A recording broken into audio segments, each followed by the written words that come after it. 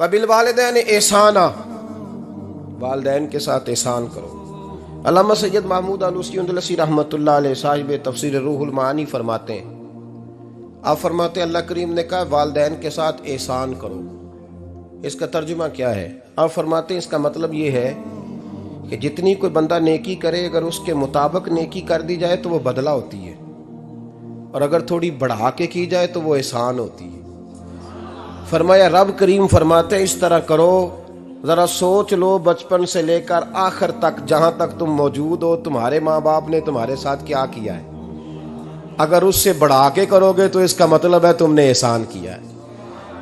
माँ बाप जो होते हैं ना, ठंडी छाँव, मीठी जिंदगी। माँ अनपढ़ भी हो ना तो कम से कम यूनिवर्सिटी होती है, और बाप अगर बिल्कुल अंगूठा छाप भी हो ना, किसी कॉलेज में, मदरसे में, इदारे में ना पढ़ा हो, तो बेटे के हक में जिन चीजों की जरूरत होती है वो सारी अल्लाह बाप को अता करके भेजता है। माँ बाप को ना कुछ इल्म लदुनी अल्लाह देता है कि बच्चों के लिए कैसे आगे बढ़ना है। माँ बाप एक हुस्न है मुआशरे का। रब तबारक व तआला की देखे ना, अल्लाह अकबर, दुनिया में किसी की मोहब्बत जांचनी हो ना तो मोहब्बत की तमसील दी जाती है। तिलकल अमसालु नदरिबुहा लिन्नास, अल्लाह लोगों के समझने के लिए मिसालें बयान फरमाता है। अल्लाह तबारक व तआला ने जब अपना आप समझाना चाहा ना, तवज्जो है मेरी बात पर, जब मालिक ने अपना आप समझाना चाहा तो मेरे रब ने माँ बाप की मिसाल बयान फरमाई। रब्बिरहमहुमा कमा रब्बयानी सगीरा, या अल्लाह उन दोनों पे रहम फरमा। और ये लफ्ज रब यहाँ दो माने में आया है, उलमा बैठे। रब का माना होता है तदरीजन पालना का, या अल्लाह उन दोनों पे रहम फरमा जिन्होंने मुझे रब बन के पाला। यानी मतलब क्या, यहाँ रबूबियत का माना पालने के माने में, तदरीजन पालना। मेरे नबी पाक सल्लल्लाहु अलैहि वसल्लम ने फरमाया अल्लाह तुमसे 70 माओं से ज्यादा मोहब्बत फरमाता है। ये इमाम सुयूती ने दुर्रे मंसूर में रवायत लिखी है। अच्छा भाई, अल्लाह ने भी मिसाल माँ की बयान फरमाई। फरमाया घर जाके अपनी अम्मा को देख लो, अम्मा तुमसे कितना प्यार करती है। बस उस प्यार को तोलना शुरू कर तो 70 माओं से भी ज्यादा रब तुमसे मोहब्बत फरमाने वाला है। माँ के सीने में ना, देखे ना, एक बच्ची होती है बीए, वो उसने कर लिया, उसकी अम्मा रोज कहती है बेटे सवेरे उठा कर। सास के पास जाएगी तो वो कहेगी कि इसकी अम्मा ने सवेरे उठना सिखाया ही नहीं। अब बेटी कहती है अम्मा जी दो जावांगी वेखी जाएगी। अच्छा, उसकी शादी हो गई, उसकी सास ने आहिस्ता आहिस्ता शिकवे शुरू कर दिए, खामन से कहने लगी तू इसको उठाता ही नहीं सवेरे। वो भी कहता है कमरे में जाके अम्मा शिकवा करती है तो उठती नहीं। और बच्ची लाडली थी, वो नहीं थी उठती टाइम पे। जिंदगी के 22 साल 23 साल वो सवेरे नहीं उठी, वक़्त पे नहीं उठी, मिसाल दे रहा हूं। फिर उसी बेटी को अल्लाह ने एक बेटा अता कर दिया। सुबह 100 आवाज उसकी अम्मा देती थी पर उसकी आंख नहीं खुलती थी। लेकिन उसी बेटी का बेटा सहरी के वक़्त हल्का सा रोता है। सारी दुनिया सोई है पर अम्मा उसकी फटाफट जागती है, फटाफट जागती है। एक आदमी था तो उसकी बीवी इंतकाल कर गई और उसने तलाक दे दी। 10-11 साल का उसका बेटा था, उसने दूसरी शादी कर ली। एक दिन अपने बेटे से कहने लगा बेटे वो सगी अम्मा ठीक थी या ये वाली ठीक है? तो बेटा कहने लगा अब्बा जी ये ठीक है। वो सगी अम्मी झूठ बड़े बोलती थी, सगी अम्मी झूठ बड़े बोलती थी, झूठी थी, ये सच्ची है। उसने कहा बेवकूफ तेरी माँ झूठी थी। उसने कहा अब्बा बड़ी। क्या किस तरह? कहने लगा अब्बा जी मैं ना, कभी आपको पता मैं शरारती हूँ, कभी मैं शरारत करता था ना, कोई बर्तन तोड़ देता था तो मेरी सगी अम्मा मुझे थप्पड़ मार के बाहर निकालती थी। कहती थी मैं ताला लगाऊंगी बावर्ची खाने को, तुझे सारी रात रोटी नहीं देनी, तू आज भूखा ही रहेगा, बिल्कुल नहीं देना, सारी रात नहीं देना। बड़े दावे करती थी, कसमें उठाती थी, पर बड़ी झूठी थी। आधा घंटा भी नहीं गुजरता था तो गलियों में मुझे ढूंढने लग जाती थी, ढूंढ के लाती थी, ढूंढ के, और ला के ना तो गलती मेरी होती थी, रोना मेरी अम्मा शुरू कर देती थी। वे ओए मैनू ना सताया कर वे पुत्रा, फिर मेरी मर्जी का खाना मुझे पका के देती थी, मेरी मर्जी का। और फिर मेरी अम्मा मुझे तोहफा भी देती थी। अब्बा जी वो झूठी थी, पहले कह रही थी सारी रात नहीं देना, अब आधा घंटा। ये बड़ी सच्ची है, जवाब भाई है। मैं शरारत करता हूं तो थप्पड़ मार के निकाल देती है, कहती है रोटी नहीं देनी। फिर मैं सारी रात रो के गुजारता हूं पर नहीं देती। ये सच्ची है, वो झूठी थी। तू माँ के दर्द को क्या समझे। बच्चे तो कहते हैं अम्मा ने हमें कैद कर दिया, अम्मा कहती है मेरी मर्जी से खाओ। और तुझे नहीं पता उसने कैद नहीं किया, वो तुमसे प्यार बड़ा सच्चा करती है, और बड़ा सच्चा प्यार करती है तेरे साथ, बड़ा सच्चा। बेटा बर्गर खा के आ जाता है, अम्मा कहती है रोटी खा ले, कहता नहीं आपने बैंगन पकाए हुए हैं मैंने नहीं खाने। तो अम्मा मिन्नतें करती है, कहती है चल तू दस की खाना है, तेनू सेवियां ना बना दिया, फटाफट दाल पक जाएगी, क्या खाएगा। वो अब्बा जी मेरी तरह करीब से कहते हैं छड़ पर भूख लगेगी तो आप ही खा लेगा। लेकिन अम्मा कहती है इसने रोटी ना खाई तो मुझे नींद नहीं आएगी। तो इस दर्द को समझना। मैं गुलाम हूं एक आस्ताने का, और मैं समझता हूं जो किसी का मुरीद ही नहीं, उस पर तो साया ही नहीं, उसे चाहिए किसी बुजुर्ग का साया हासिल करे। लेकिन भाई ये बात भी बड़ी सच्ची है कि मेरे जैसे पीर के हाथ में 5,000 रुपया नजराना दो ना, पीर साहब दुआ करना, तो पीर साहब ने दुआ पक्की याद की हुई है सबके लिए, रट्टी रटाई, अल्लाह खैर करे अल्लाह भला करे, और सबके लिए रट्टा लगाया हुआ है।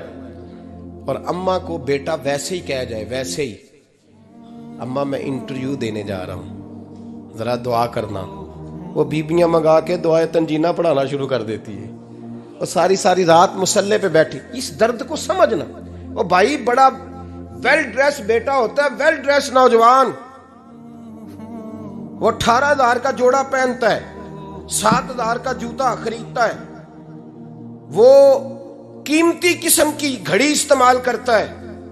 लेकिन उसी बच्चे के जब अपने बच्चे होते हैं ना, तो बीबी को कहता है ये ले 10,000 रुपया, बच्चों के कपड़े खरीद ले, मेरे सही है अभी कल ही तो खरीदे थे। और बाप, और तू समझा ही नहीं यार, 30 साल बाप ने जवानी सारी सऊदी अरब को दे दी, लेकिन तेरा ख्याल रखा। मैं ऐसे लोगों को जानता हूं जिन्होंने 30-30 साल परदेश में कंबल नहीं बदला, वो जहां गए थे तो एक कंबल खरीदा था फिर बदला नहीं। तू माँ बाप के बारे में, और यहां बच्चे हिसाब करते फिरते हैं, भाई तो पिछले महीने भी 5,000 दिता सी, तुसी पैसे ना कर दे की हो, माँ बाप से हिसाब करता है तू। तिरमिजी शरीफ के लफ्ज है, एक सहाबी ने आके अर्ज की या रसूल अल्लाह पैसे विरासत के नहीं, मेरे अब्बा जी ने नहीं दिए मुझे, और मैंने खुद मेहनत करके कमाए, अब मेरा अब्बा मुझसे पैसे मांगता है तो क्या करूं, और मेरे हैं, मैंने कमाए हैं, अब्बा जी ने नहीं दिए, विरासत नहीं, सानी मिला। हुजूर मेरा अब्बा मांगता है तो मेरे लिए हुक्म क्या है, तो नबी पाक ने फरमाया क्या कहा तुमने, पैसे तेरे हैं? कहा हुजूर हाँ। तो फरमाया अब्बा किसका है? कहा या रसूलल्लाह मेरा। तो फरमाया अगर तू अपने वालिद का है तो तेरी हर शय तेरे वालिद की है, तू भी तेरे वालिद का है तो तेरा माल भी तेरे। माँ और बाप ये तो हुस्न है जिंदगी का, ये तो वकार है इंसान का। जब तक माँ बाप का हाथ पकड़ के चलोगे ना, रास्ते सीधे रहेंगे, और जिस दिन उंगली छोड़ के सड़क पे निकलना पड़ा ना, सर चकराने लगेगा। याद रखना ये बड़ा मुश्किल काम होता है। लोगों का तो रुख ही उस दिन वादे होता है जिस दिन आदमी साये से महरूम होता है। अम्मा तो कमरे में पड़ी हो ना, औरंगजेब आलमगीर की मां फौत हो गई, 350 कमरा था महल का, और अम्मा 12 साल टांगों से माजूर रही औरंगजेब आलमगीर की। अम्मा 12 साल कमरे से निकल नहीं सकी, साथ ही वाशरूम था या जो भी उस दौर में तरीका था। औरंगजेब जब महल में आते थे तो फिर भी सीधे अम्मा के पास जाते थे, और जब वापस निकलते थे फिर भी अम्मा के साथ। औरंगजेब की मां का जनाजा उठा तो औरंगजेब ने रोना शुरू किया। फिर सालों बीत गए पर उसके आंसू खुश्क नहीं होते थे। एक शख्स ने कहा तेरी कोई अनोखी मर गई है, सारी दुनिया की मरती हैं। उसने कहा मैं बादशाह हूं, 24 घंटे लोगों का आना जाना है, बड़े दबदबे हैं, बड़े डेरेदारियां हैं, बड़ी भैंसें, बड़ी गायें, बड़े खाने वाले, बड़े लांगरी। मेरी माँ बूढ़ी थी, एक कोने में पड़ी रहती थी, पर जब से वो गई है ये मुझे महल नहीं लगता, मुझे कब्रिस्तान लगता है। मुझे लगता है ये कब्रिस्तान है। माँ और बाप तो तेरी नेमत है भाई। हम बच्चे, हमारे आजकल के बच्चों ने एक मसला बड़ा पक्का याद कर लिया। कहते मौलाना पीर साहब पसंद की शादी करना जायज नहीं। मैं कहता हूं साहब और भी बड़ी चीजें जायज है, सिर्फ एक ही शय जायज रह गई है। रसूल पाक सल्लल्लाहु अलैहि वसल्लम सिवाय अल्लाह के किसी के पाबंद नहीं, किसी के पाबंद नहीं। पर जनाब सैयदा खदीजतुल कुबरा रदी अल्लाह तआला अन्हा ने पैगामे निकाह दिया, या रसूलल्लाह मैं शादी करना चाहती हूँ, हुजूर किसी के पाबंद नहीं। पर मेरे महबूब ने फरमाया मेरा चचा मेरे वालिद की जगह है, मैं अपने चाचा से पूछ के तुम्हें जवाब दूंगा। यह है पसंद की शादी जो मेरे नबी ने बयान फरमाई है। तू सारा कुछ क्रॉस कर करके गुजर जाता है।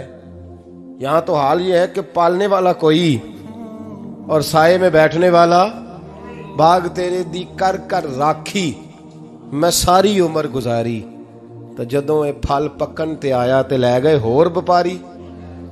और बेटा गुजरता है अम्मा के दरवाजे के आगे से, अम्मा के दरवाजे के आगे बेटा अमरूद लेके आया है 6 किलो। तवज्जो है मेरी बात पर? इधर देखें जी, छोड़ें थोड़ी देर हमारी सुने। वो अमरूद लेके आया 5-6 किलो, तो अम्मा के दरवाजे के करीब से गुजर गया रात को।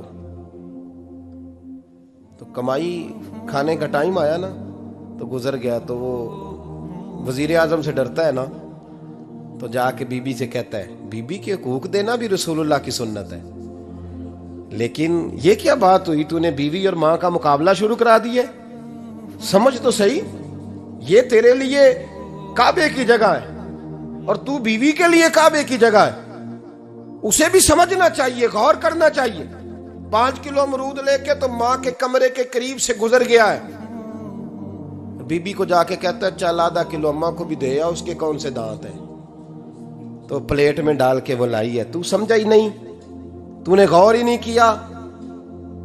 बंदा तो वो ठीक नहीं था, नेपोलियन। पर किसी ने उससे पूछा था बता जिंदगी में पैसे लेने का मजा कब आया?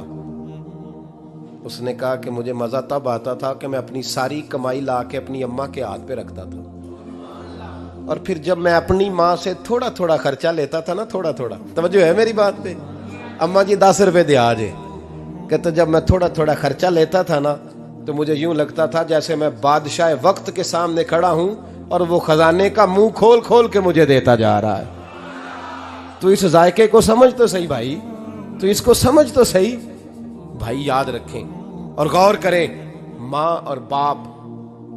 अभी ये भी सुन लें, नबी पाक सल्लल्लाहु ताला अलैहि वसल्लम ने माँ बाप के लिए फरमाया हुमा जन्नतुका व नारुक, यही तेरी जन्नत है और यही तेरे लिए जहन्नम है। अगर ये राजी हो गए तो तेरे लिए जन्नत है, नाराज हो गए तो चाहे तू 100 पीर के मज़ार पे हाजिरी दे आ, लेकिन जब तक अब्बा राजी नहीं उतनी देर तक अल्लाह राजी। ये हदीस पाक है, हुजूर ने फरमाया जिसके वालिद राजी उसका अल्लाह राजी, और जिसका बाप नाराज उसका अल्लाह। हाँ बेशक, अब ये हदीस है ना, तो सारे वली एक तरफ बैठ जाएं, कहें या अल्लाह बख्श दे मुरीद को, लेकिन अगर अब्बा कहे या अल्लाह ना माफ करना, तो अल्लाह उन औलिया की नहीं मानता, वालिद की मानता है। इसलिए बुल्ले शाह आसमानी उड्डियां पढ़ना है, जेड़ा घर बैठा उन्होंने पढ़िया ही नहीं। भाई याद रखो, माँ बाप से प्यार करो, इनकी खिदमत करो, इनके पास बैठा करो, और माँ बाप को टाइम दें, वक़्त दें, चंद घड़ियां उनके पास बैठें। आप यकीन करें, अब्बा जी से आप मशवरा कर ले, सिर्फ मशवरा, मर्जी बेशक अपनी करें, लेकिन उस मशवरे में आपको इतना साया मिलेगा कि जिंदगी में कभी नाकामी नहीं होगी। पर असी सज्जन दी मन्नी, अब्बे दी नहीं मन्नी।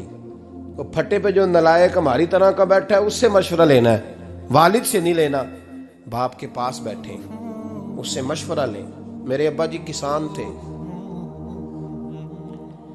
मैंने अपनी जिंदगी में ढेरों चीजें अपने बाप से सीखी हैं, दर्जनों चीजें सीखी हैं। मेरे वालिद बड़े खुददार थे, मिजाज में अजीब सी खुददारी थी। कोई बंदा कभी हाल पूछ लेता था ना कि हालात किस तरह के हैं, तो फरमाते थे भाई अगर बताना हुआ तो अपने अल्लाह को बताऊंगा। अल्हम्दुलिल्लाह बड़ा फजल है, मैंने उनके हाथों पे हमेशा छाले देखे, हमेशा छाले, लेकिन उनका हाथ कभी किसी दुनियादार के सामने फैलता हुआ नहीं देखा। लोग मुझे कहते हैं आप किस पीर साहब के साहबजादे हैं, तो मैं कहता हूँ मैं उस पीर का साहबजादा हूँ जिसने मेहनत करके हलाल की कमाई खाई सारी जिंदगी। ये लोग पीर नहीं होते, ये मुर्शिद नहीं होते। और मैंने दर्जनों चीजें सीखी उनसे। तो सीखने तो बैठ, तुझे हजारों चीजें मिलेंगी। भाई अपनी जिंदगी में माँ बाप की तरफ देखो, सबसे जरूरी काम है इन्हें वक्त दो। अम्मा के ओ भाई बड़ा मुश्किल है दुनियादारों से तारीफ कराना। अम्मा दे कोल ते एवं 2 मिनट राती बईए ना आखी अम्मा पैर कटे ना रजाई चो तेरे घुट छड़ा, ते अम्मा कहती जा मेरा पुत्र थकिया आया तू सो जाके, मैं कदों काम लगी सा, मैं कदों हल वान डई सा, जा सो जा जाके। बस ये कार्रवाई है। तूने 2 मिनट के लिए कह दिया, सवेरे पूरे मोहल्ले में तेरी अम्मा कहेगी अल्लाह मेरे पुत्र वर्गा पुत्र सारिਆਂ ਨੂੰ दे। राती आउंदा है ते मैनू घुट के सौंदा है, अल्लाह घुटिया कोई नहीं सोया भी कार्रवाई पाई सू, लेकिन वो सबको बताती है। तो भाई इतनी कीमती चीज और तू छोड़ के मैं कभी जलसे से देर से आता था ना, अब तो जाता नहीं ज्यादा जगहों पे। कोशिश करता हूँ कि चलो माहौल के मुताबिक, थोड़ा खुश्क आदमी हूँ तो हर जगह सेट नहीं हो पाता, इसलिए कम जाता हूँ। तो कभी रात को आते थे ना देर से, मेरी अम्मा जी शुगर की मरीज थी, तो मैं छोटे भाई को फोन करता था कि अम्मा जी सो गए, कहने सो गए। मैं कहता था कि तू ना इस तरह कर, नीचे आ जा, 2 बज गए, वो शुगर की मरीज है, आंख खुल जाए ना तो दोबारा लगती नहीं बुजुर्गों की, तो तू दरवाजा खोल दे, अंदर दस्तक दी तो दिक्कत होगी। तो मैं जूते उतार के अंदर दाखिल होता था, तो पहला कदम रखता था तो मेरी अम्मा बोल पड़ती थी पुत्र आ गए, आ गए। ओ भाई तू इस दर्द को समझना, कोई तुझे मिलेगा, कोई मिलेगा तुझे ऐसा। अब मैं दूर दराज भी चला जाता हूँ, उनकी जिंदगी में नहीं जा पाया, कहते हमने नहीं जाना, घर में रहना है। इस कैफ को समझ ले, इस दौलत के करीब हो जा। हजरत अबू हुरैरा रदी अल्लाह ताला अन्हु फरमाते हैं मेरी अम्मा बूढ़ी थी, मैं उनकी खिदमत करता था। बाप की खिदमत और माँ की खिदमत सबके हिस्से में नहीं आती, ये रब जिसे महबूब रखता है उसे ये मौके अता करता है। खुश नसीब है जिसे बूढ़ा बाप मिले और वो नौकरी करे, खुश किस्मत है जिसको बीमार माँ मिले और वो नौकरी करे। हजरत अबू हुरैरा फरमाते मेरी अम्मा बूढ़ी थी, तो उनका मैदा कमजोर हो गया था, तो मैं उठा के पखाना पेशाब करता था तो कई दफा मेरे ऊपर कर देती थी। ये हजरत इब्न जौजी अलैहिर्रहमा ने इसको लिखा है। फरमाते हैं मेरे दिल में ख्याल आता था कि मैं बड़ा खिदमत गुजार हूं अपनी माँ का। एक दिन मैं हजरत उमर के पास बैठा था उनके दौरे खिलाफत में, तो एक शख्स आ गया। उस शख्स ने आकर के कहा कि हजरत उमर से हुजूर एक मसला पूछना है। फरमाया पूछो। वो कहने लगा हुजूर मेरी अम्मा बूढ़ी हो गई है, बीमार रहती है, मरीजा है, मुझे आवाज देती है बेटे पेशाब आया है, आवाज देती है, तो मैं अम्मा को उठाता हूं। अभी मैं बैतुल खिला तक, वाशरूम तक जाता नहीं कि मेरी अम्मा मेरे ऊपर पेशाब कर देती है। हजरत उमर से कहने लगा हुजूर बचपन में मैं अम्मा पे पेशाब करता था, अब अम्मा मेरे ऊपर कर देती है, तो हक अदा हो गया ना। हजरत अबू हुरैरा कहते हैं जब उसने सवाल पूछा तो मेरे भी कान खड़े हो गए। मैंने कहा ये तो मेरे वाला मसला पूछ रहा है, मेरे वाला मसला पूछ रहा है। मेरे पास एक दोस्त जुमा पढ़ने आते हैं बड़ी दूर से, मुझे कहने लगे हजरत साहब जदों भी मैं आउना ना तुसी मेरी ही गल छेड़ देंदे हो, वो जो बात होती है ना बिल्कुल मेरी होती है। मैंने कहा नहीं यार जो मैं कर रहा होता हूँ वो मेरी भी होती है, वो सारे मुआशरे की होती है। हमें लगता है कि मेरी हो रही है, हालांकि वो बात हमारी सबकी मुश्तरका होती है। सुन ले और याद रख लें। हजरत अबू हुरैरा फरमाते मेरे कान खड़े हो गए। मैंने कहा इसने तो मेरी बात पूछनी शुरू कर दी। हजरत फारूक आजम से कहने लगा हुजूर बचपन में मैं अम्मा पे पेशाब करता था, वो मेरे ऊपर कर देती है, तो हक अदा हो गया। हजरत उमर कहने लगे नहीं कोई नहीं हुआ। उसने कहा हुजूर मुझे समझाएं, वो सारे काम जो मैं अम्मा के साथ करता था अम्मा मेरे साथ करती है, तो क्यों नहीं हुआ। हजरत उमर कहने लगे भाई पेशाब तो तू भी अम्मा पे करता था और अम्मा भी तेरे ऊपर करती है, पर तेरी और तेरी माँ की सोच में बड़ा फर्क है। उसने कहा हुजूर किस तरह, तो क्या जवाब है सैयदना फारूक आजम का, लौ काना नबीय्यम बाद लकाना उमर इब्न खत्ताब। क्या जवाब है। हजरत उमर फरमाने लगे तेरी और तेरी माँ की सोच में बड़ा फर्क है। कहा हुजूर किस तरह। फरमाया जब तेरी अम्मा तेरे ऊपर पेशाब करती है ना तो तू दुआ करता है कि या अल्लाह बूढ़ी हो गई है, इसे पर्दा दे दे। और जब तू अपनी अम्मा पे पेशाब करता था तो वो दुआ करती थी, या अल्लाह मेरे लाल को लंबी जिंदगी अता फरमा। फरमाया ये तेरा और उसका फर्क है, तू पर्दे की दुआएं।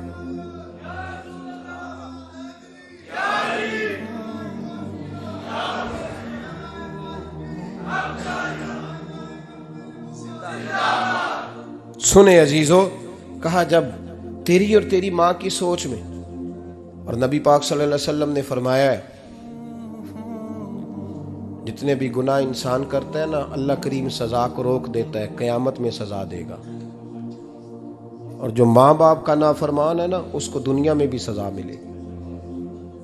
जो माँ बाप का नाफरमान है उसे दुनिया में भी, आप यकीन करें, बच्चे थोड़ा सा पड़ जाते हैं बेचारे, तो माँ बाप से कहते हैं अब्बा जी तुसी पुराने दौर दे हो, तुहानू की पता होवे।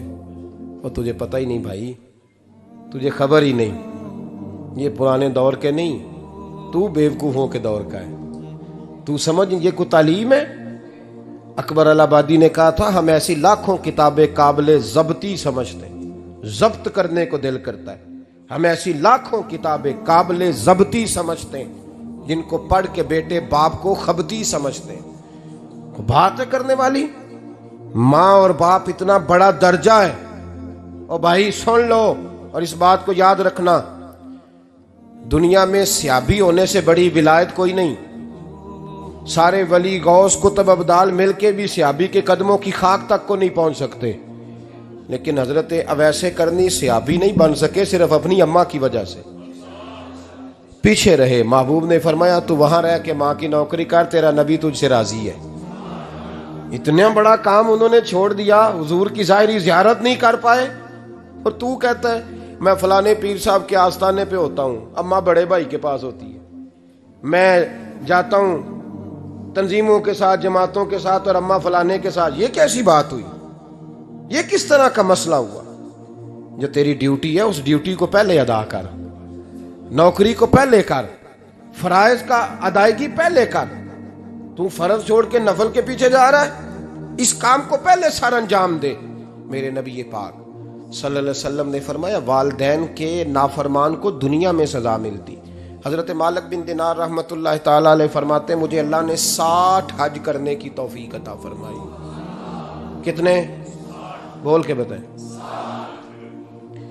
जिस बंदे के पास इतने पैसे हों कि हज पे जा सके, आ सके, और जितने दिन रहना है घर वालों को खर्चा दे सके, उस पर हज करना फर्ज है। पता है आपको? उस पर हज करना। इसलिए बयान कर रहा हूं कि हज की दरखास्तें जा रही हैं। हम पता क्या कहते हैं? हम कहते हैं बच्चे बड़े होंगे, शादी करूंगा फिर जाऊंगा। ये किसने फतवा दिया है? ये किससे आपने पूछा है? वो जब बड़े होंगे उनकी शादी की चीज उस वक्त आप पे फर्ज होगी। अभी जो फर्ज है उसको अदा करें। और ये तिरमिजी शरीफ की हदीस है, याद रख लें। नबी पाक सल्लल्लाहु अलैहि वसल्लम ने फरमाया जिस पर हज फर्ज था उसने किया नहीं, बगैर हज किए मर गया, या यहूदी होके मरेगा या ईसाई होके मरेगा। इतना बड़ा हुक्म है हज के हवाले से, लेकिन लोग इंतजार करते रहते हैं पता नहीं किस चीज का। जब आपको अल्लाह मौका दे, हिम्मत दे, तो पहली फुर्सत में ये फरीजा अदा करें, ये जरूरी काम है। हजरत मालिक बिन दिनार फरमाते मैंने 60 हज किए। एक हज के मौके पर मैंने बड़ा रश देखा, लाखों का इज्तिमा हुआ। मेरी बातों की समझ तो आ रही है ना आप दोस्तों? जो नहीं बोल रहे उन्हें भी आ रही है ना? अल्लाह जज़ा दे। कहते हैं लाखों का मजमा था, तो मेरे दिल में ख्याल आया, मैंने कहा अल्लाह इतने लोग आए हैं, इनका हज कबूल भी हुआ कि नहीं? फरमाते हैं मैं सोच रहा था तो रात को ना ख्वाब में मैंने किसी कहने वाले को कहते हुए सुना कि सबका कबूल हो गया। बल्ख का रहने वाला मोहम्मद बिन हारून बल्खी है, उसका हज कबूल नहीं हुआ।